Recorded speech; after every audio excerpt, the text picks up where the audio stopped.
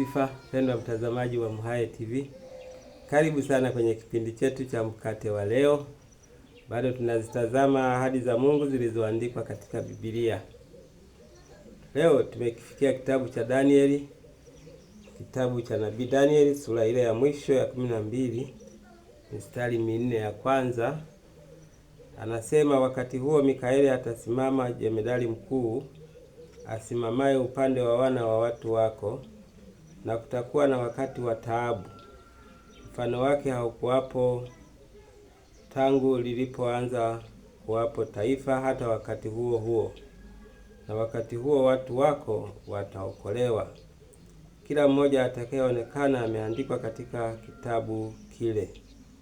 Tena wengi wa hao walalao katika mavumbi ya nchi wataamka, wengine wapate uzima wa milele, na wengine aibu na kudharauliwa milele. Na walio na hekima watang'aa kama mwangaza wa anga, na hao waongozao wengi kutenda haki watang'aa kama nyota milele na milele. Lakini wewe, Danieli, afunge maneno haya, ukakitie muhuri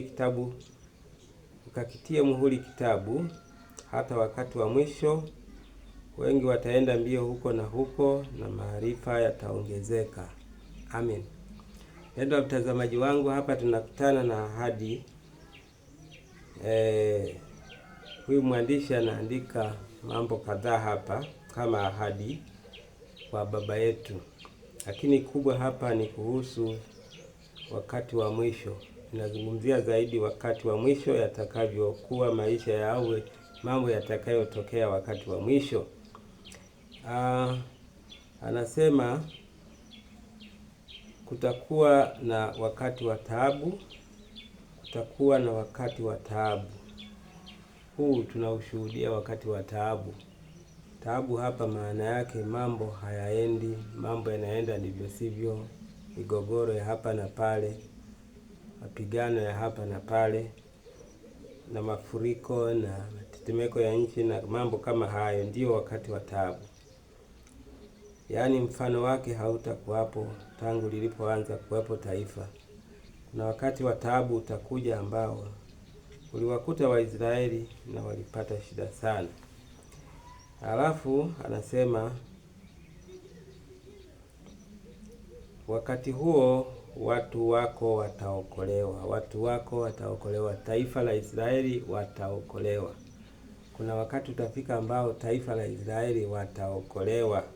Leo si unawaona kama wametawanyika, kama si kitu, kama walioachwa, kama waliotupwa, lakini utafika wakati ambapo taifa hili litakusanywa pamoja, wataokolewa na Bwana.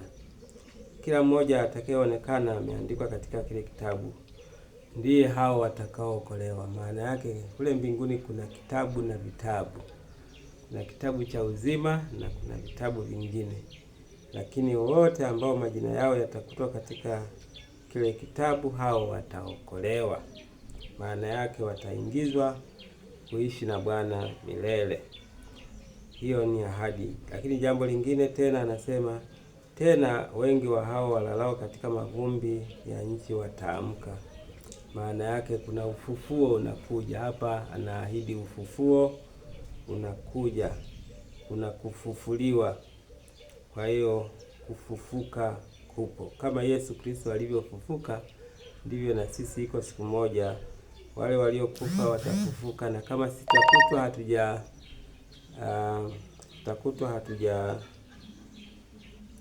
hatujafa, basi na sisi tutabadilika. Lakini wale wengine waliokufa zamani watafufuliwa.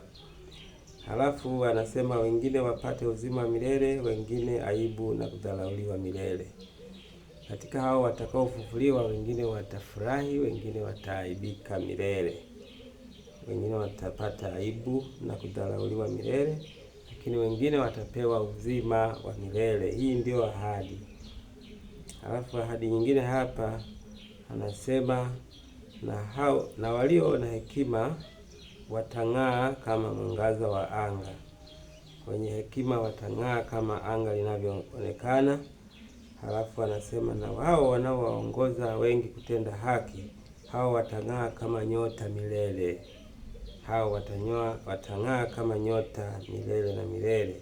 Kwa hiyo ukiwaongoza watu kufanya haki, kutenda haki, ukiwatendea watu haki na kuwafundisha watu kutenda haki, wewe utang'aa kama nyota za mbinguni milele na milele. Alafu jambo lingine anasema kipengele cha mwisho anasema wengi wataenda mbio huko na huko na maarifa yataongezeka. Wengi wataenda huko na huko. Kama kuna wakati watu wanaenda huko na huko kutafuta msaada, kutafuta manabii, kutafuta mitume, kutafuta misaada, kutafuta mahali gani sahihi, ndio miaka hii tunayoishi. Wengi wataenda mbio huko na huko. Lakini jambo lingine anasema maarifa yataongezeka, maarifa yataongezeka, maarifa yataongezeka. Kama kuna wakati maarifa yameongezeka, ndio miaka hii tunayoishi. Watu wanatengeneza magari mazuri sana, watu wanaruka na ndege angani. Miaka ile ya zamani kabla